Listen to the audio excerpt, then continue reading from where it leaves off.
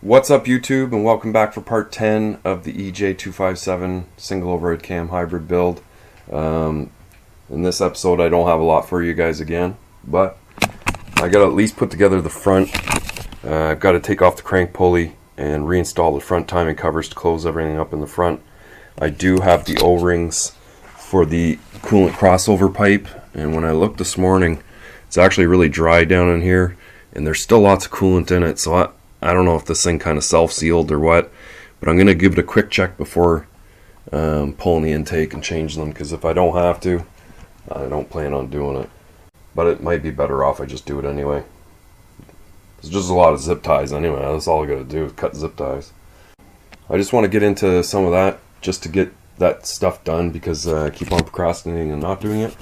And then I'll probably start, maybe just take the turbo off the up pipe if I can get it off, and maybe start wire brushing it down and possibly paint the actual the cold side of the turbo, because it's pretty all the paint's come off of it, most of it anyway. And I don't know, how to probably end it with that, because I still don't have any parts yet. I'm still waiting for stuff, and I'm not ready to pull out the car yet. Unfortunately, I told someone else I was going to do a job for them. I'm not sure if this other job is actually going to come in, but it's something interesting. It's a supercharger upgrade, and it's something I think would be cool for the channel. And he's given me the keys, but the car isn't here, so I'm not so sure if we're going to actually be doing it or not. And so I just want to continue on with mine, try and get it to the point that I can at least get prepared to do the up pipe. Still don't want to put that old one back in. I'm not going to waste my time putting it back in and taking it back out. So I'm going to go ahead, put the covers on, and possibly get the intake pulled off again. And I'll come to that decision a little later, but then I'll let you guys know what I've done and what I'm not doing. Okay, so I've already got the front done, had the lightweight pulley back off, and installed the covers. I've got the little guide going over top of the timing belt underneath the cover. Covers are on, crank pulley's back on, the belt is installed. So the front's completely done, and I've gone ahead and there's a drain plug in the bottom of the rad down here, and kind of hard to see obviously, but just let out enough coolant that the water level should be down below the crossover pipe, because I even started to think, oh, it doesn't look like it's leaking, but as soon as that thing gets under pressure, you know it's going to leak. So I'm almost going to try and leave everything attached to the manifold. Like, I'm not going to, planning on not disconnecting the fuel. I just got to let a couple things go from this side, unbolt the manifold, and hopefully I can get it to swing over here just a bit so that I can get the crossover pipe bolts and replace those two O-rings. A lot of stuff I see is just overdone. You don't need to spend that amount of time and that amount of effort to do some jobs. This is an example. So as you can see, the intake manifold's still in the car, the fuel's still hooked up, the electrical's still hooked up, half the emissions are still hooked up, and I have enough room that now I can actually access the crossover pipe, get the 4 bolts, and at least lift it up high enough that I can get out the O-ring and replace it on both sides.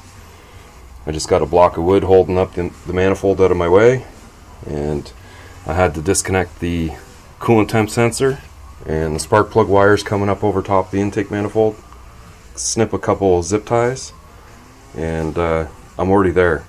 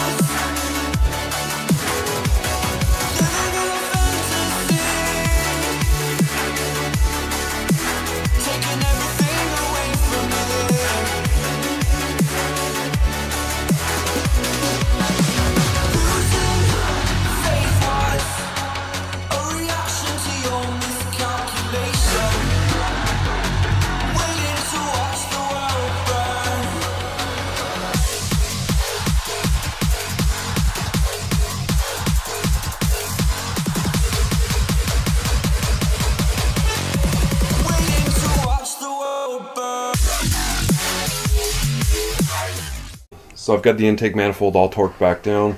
Those coolant crossover pipe O-rings are replaced. The old ones are so flat that, you know, I can't believe I thought I could reuse them, but I'm not so sure why I didn't replace them. Maybe just thinking, you know, I could get away with it. That stuff kind of happens all the time. You got to be prepared for it. So now I got the cooling system refilled with coolant, and you know, it's dry as a bone there. I'm sure even under pressure, as the cooling system heats up, it's not going to leak any bit. And I was going to push onto the turbo and start working with the up pipe, at least getting it off and getting the O2 sensor out of it, but it's too nice of a day out, and I just don't want to waste my whole day inside. So you guys are going to have to wait, and I'm still waiting on the pieces I need to build the up pipe. So maybe not on Thursday, but hopefully by next weekend I can start something. And I'm not sure what else kind of work is going to come in before or after then, so you're just going to have to stay tuned. If you like this video, definitely give it a thumbs up, and if you haven't already, please consider hitting that subscribe button for me. Leave your questions and comments further down below, and I'll see you in the next one.